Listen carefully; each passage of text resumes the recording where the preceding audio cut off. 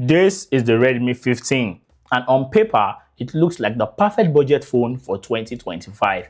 It has a beautiful 144Hz display, it has a Snapdragon processor, and it has the biggest battery I have seen in 2025, 7,000 mAh battery. Like, that is crazy. But as we all know, spec sheet does not necessarily translate to real life, especially with these budget devices. So, in this video, I am here to answer just one question. Should you buy it? Well, we will find out. Before then, please smash the like button so that more people can get to see this video, and that subscribe button, as we are so close to 3,000 subscribers. We might have actually even passed 3,000 subscribers by the time I upload this video. Thank you so much regardless. Now, let's get into the review properly. All right, before we talk about the design and the familiar build, let's quickly check out what we get in the box. For the price of 186,400 Naira, you get the phone itself, a black silicone case, a 33-watt charging brick, a Type-C cord, and a SIM ejector tool. You know, the standard for budget devices. In terms of build quality and the design looks really clean and really good, right? But it's not a new design to the market. It is the same design on the Tecno Spark 40 Pro, which I made a video about. I'll link it somewhere down below in the description, or you can click somewhere here to get the video. But regardless, it's a new design to Redmi lineup, and to be honest, I really do like it. It has a plastic back and a plastic frame as expected, right? And it feels really good and solid in the hand. When you hold it, you will know you are owning something worth the price. It also got a mono speaker setup, so if you are into good audio or good sound, this would not give you the best, but it works. We also get a side-mounted fingerprint option, and in 2025, it still gets the job done. It's not the best also, and it's not the fastest, but again, it works. Also, this phone supports an hybrid SIM card slot. So if you have two SIM cards and you are considering using it for a long time, I would advise you go for the 256 gig of storage option. But if you have one SIM card and you're not considering it using it for a long time, you can go for the 128 gig of storage option. In conclusion, one SIM card, one SD card, two SIM card, no SD card. The choice is yours. It is also IP64 splash and dust resistance rated. And in 2025, that is becoming the standard. I remember back then when budget phones don't even have IP rating. I guess time has changed. When it comes to colors, right, we have three color options to choose from: the midnight black, the titan gray, and the sanding purple. So you don't really have a lot of colors to choose from, but the black, the gray, and the purple are still very solid. You already know my favorite will always be the black, but this purple is very pretty. Flipping the Redmi 15 to the front, which is probably and arguably the most used parts of the phone, it's an IPS LCD display with a 1080p resolution, which means it is sharp and it has 144Hz refresh rate. And this is another gimmick I want to address. For God's sake, even the Samsung Galaxy S25 Ultra and the iPhone 17 Pro Max do not have a 144Hz refresh rate, and it's not even a gaming phone. So what are these budget devices doing? I guess, you know, they are all just using it for marketing strategy or for campaign. And to be honest, it's already becoming a pandemic at this point. Some even just slap it on the device, on the carton, without any remorse. This 144Hz refresh rate that they are claiming is not even 120Hz refresh rate, to be very honest with you. When you are using your phone, most time it is always either 90 or 60. The 144Hz refresh rate that they are claiming is always in the settings app or in the app drawer. And please, that has actually defeated the purpose. If I want 120Hz refresh rate, or I'm buying the phone because of 144Hz refresh rate, I want to experience it on TikTok, on Twitter, in browsing the web, you know, things like that, not in the app drawer or in the app settings. And to be honest, these phones, they are either on 90 at most or just the basic 60. Most time they don't even climb 120 or they don't even climb 144Hz. Enough of the rant.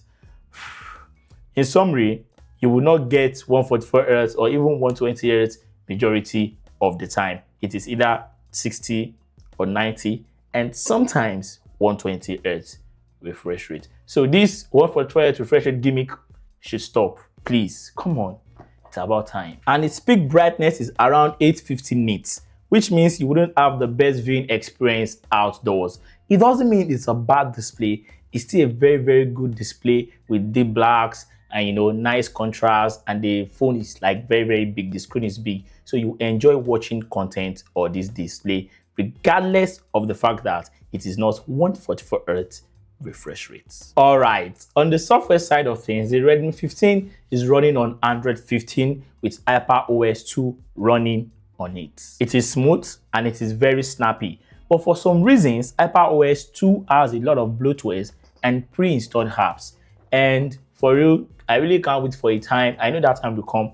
I really can't wait for a time that budget devices will not have bloatware. Like, it will be crazy. I know that time will come. I really just can't wait for it. But of course, you can uninstall some of them, while some you can't. I also saw that this phone should be getting 2 major years of Android updates, but to be honest, I don't think it will be 2 major years. It will be 1 major Android update and 1 year of security patches. And when it comes to AI features, right, we have Circle to Search, we have Gemini Live, which is a new Google Assistant, and nothing too crazy about the software. It's a very similar software experience with every other Redmi devices. All of this is running on the Snapdragon 685 processor paired with 6 gigs of RAM and 128 gigs of storage. But there is the 8 gigs of RAM and there is this 256 gigs of storage. I would advise you go for that combo. Performance overall is really good and reliable. Basic tasks like calls, texting, and surfing the internet is just so smooth on this device.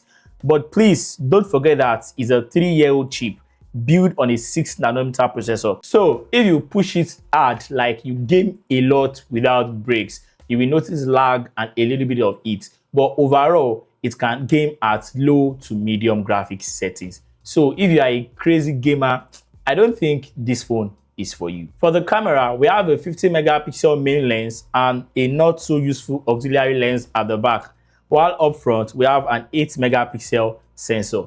And the same story goes with all these budget devices. You will get reasonable pictures when you shoot in the morning or in the afternoon. Like, you get pictures you can post on social media when you shoot under good lighting condition. That is just the standard. In low light, you might not really like the picture, like it will not be usable at all. And when it comes to videos, right, it can shoot at 1080p 30 frames per second max with basic stabilization. So if you want to shoot videos with this phone, I would advise you get a tripod. And if the main cause of getting this phone for you is for shooting video, I would advise you look somewhere else. The Redmi 15 4G is the first phone that I've seen in 2025 with a 7,000 mAh battery. Like, I don't think any brand is touching that, at least for now. And it will easily last you 2 days without breaking a sweat on a single charge.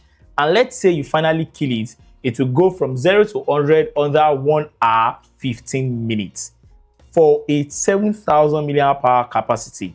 That is brilliant. And it also supports reverse wire charging as well, up to 18 watts. Nice. The budget devices, I think battery life is like their strong suit. Like, generally for budget devices, there's no budget device I can think of right now with bad battery life. There are few that have 18 watt charging, 10 watt charging, but the battery life will always be solid. And this one takes the lead for now.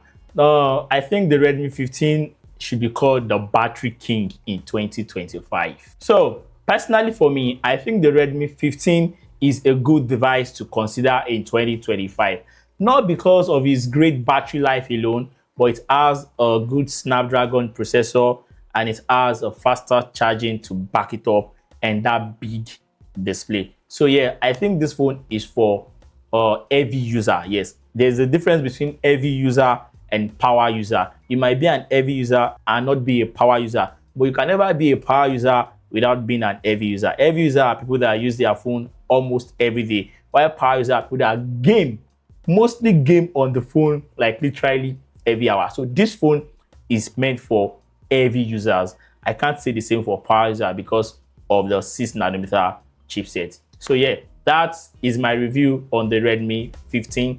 Thank you so much for watching. As always, please, if you have any question about this device, drop them down below in the comment as usual. If you have any addition, any subtraction, also drop it down below in the comments. If you are getting this device and if you have gotten it, also let me know down below in the comments. Rather, share your experience. Let's chat. Please don't forget to hit the like button.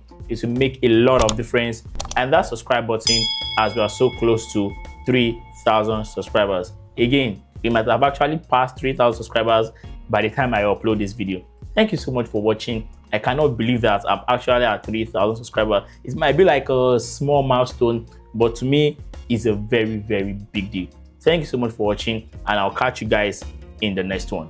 And as always, love, peace, and sweet. Signing out.